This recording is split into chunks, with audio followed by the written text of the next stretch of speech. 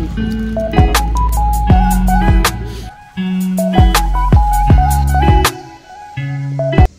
mga ka-choy, good everyone. So ngayon isasawag kayo dito sa Chongyang Alps Village or sa Ice Fountain Festival. So ngayon is naghihintay muna kami kasi kukuha kami ng ticket dito sa machine. So dito sa meron siyang entrance na 9,000 won at saka 30,000 won pag sasakay ka ng iba't ibang mga activities inside. So ito pala yung entrance ng Castle Village. So, ang cute naman ng batang to. So, yun pala is natural talaga siya na ice. And, pag pupunta kayo dito is huwag nyo hanapin si Elsa. Kasi nga, every year, iba-iba yung design nila. And, yeah, maganda talaga siya. And, super malamig pag lalo na pag nasa January siya. Pero ngayon is February na siya. So, natutunaw na yung ibang ice.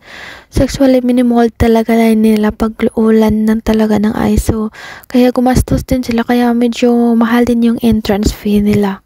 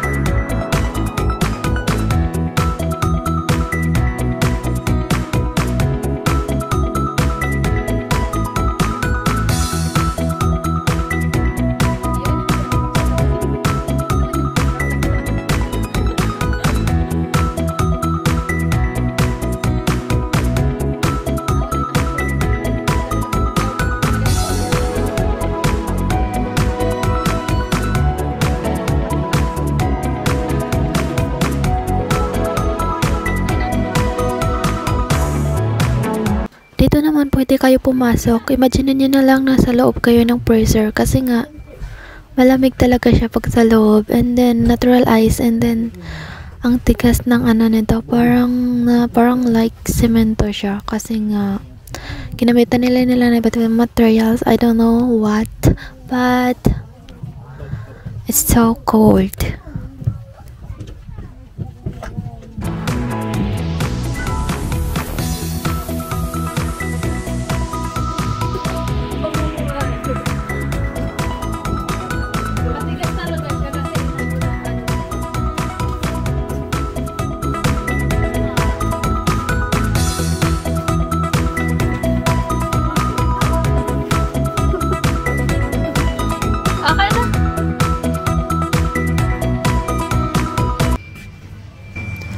So, ayan pala yung isang sasakyan na tumutulong sa paghakot ng ice o sa pagtulong sa pag-mold ng iba't ibang hugis ng ice dito. So, actually marami yan. And then, syempre, meron ding driver. And then, dito pala is papasok na siya sa village. Yun yung pangalan niya pala is Meru Korea Whiting. Parang ganun yung nila. Papasok na to pala sa loob. Yun talaga yung parang parang highlights sa loob. Ito yung entrance. So, village pala dito is actually mountain yung nakapaligid. And, papasok talaga to sa area na to. Kaya, nag-travel kami mula sa bahay namin, mga more than 1 hour siya.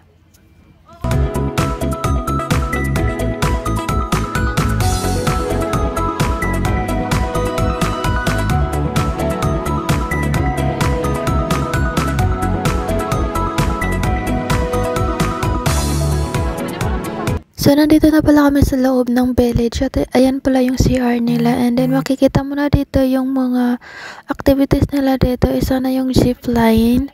And Actually, hindi lahat pwede sa zipline kasi nga bawal yung mga bata and then yung 30 kilo pababa. Kasi nga parang dangerous siya. So, mostly talaga dito is marami talagang mga bata. Kasi nga parang mas nag-enjoy talaga yung mga bata dito.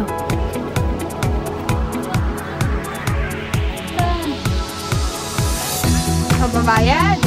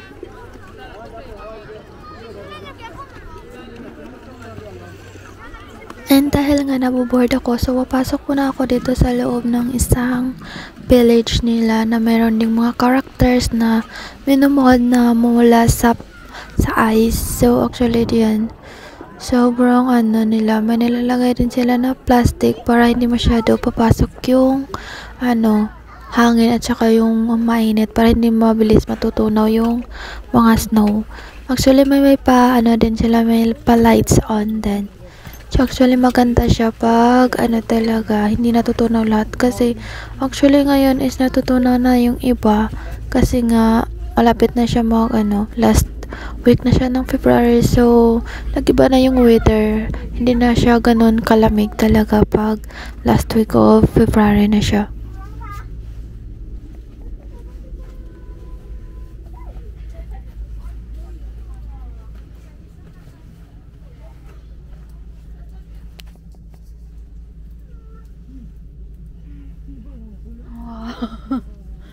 누나 스케이팅 가는데?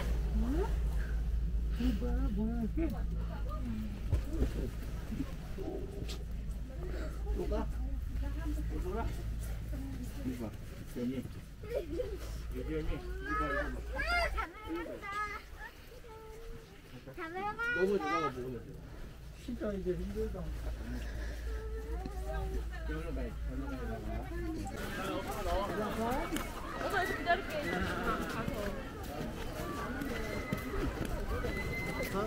So, lumabas na nga ako. So, actually, mainit ngayon, pero malamig pa rin siya.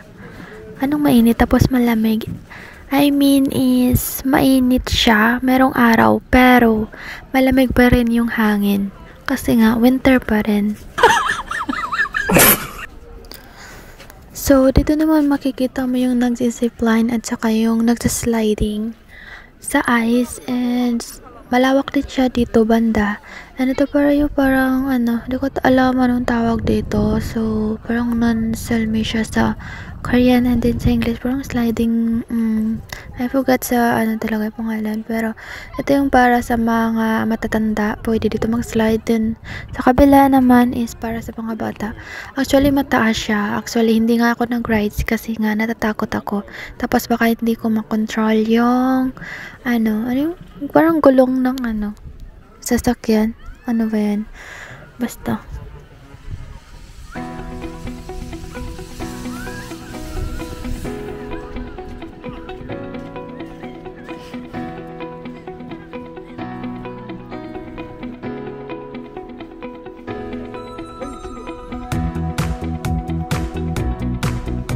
So, ngayon nga, wala mga ako taga-video. So, kaya ko talagang pasayin sarili ko mag-isa. Charot lang.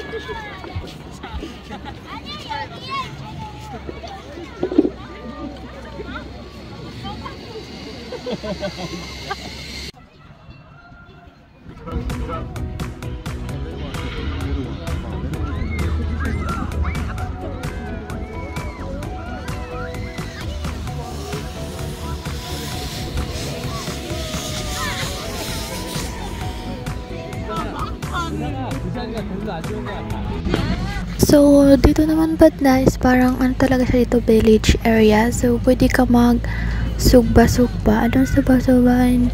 Pwede ka mag ano ng luto ng nuts or kamote.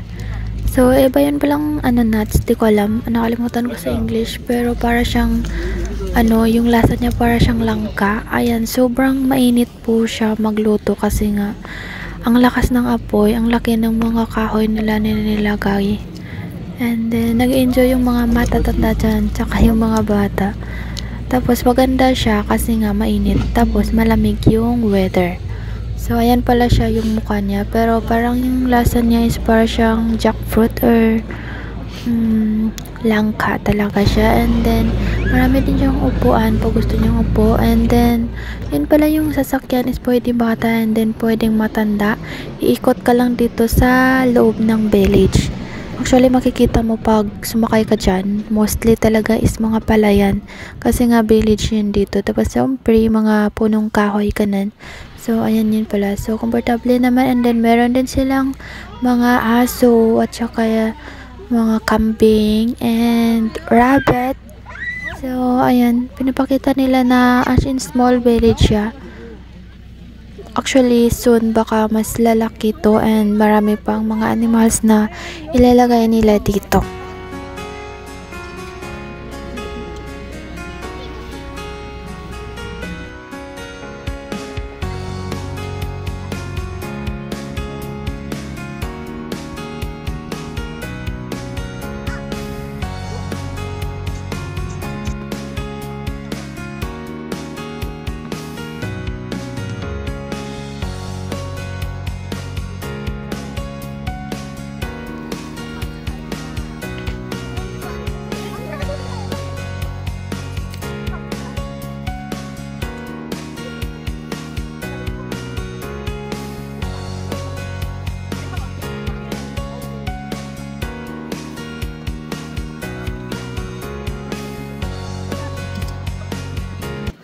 Ang cute lang nila tingnan dito. Nag-enjoy yung mga bata at saka matatanda.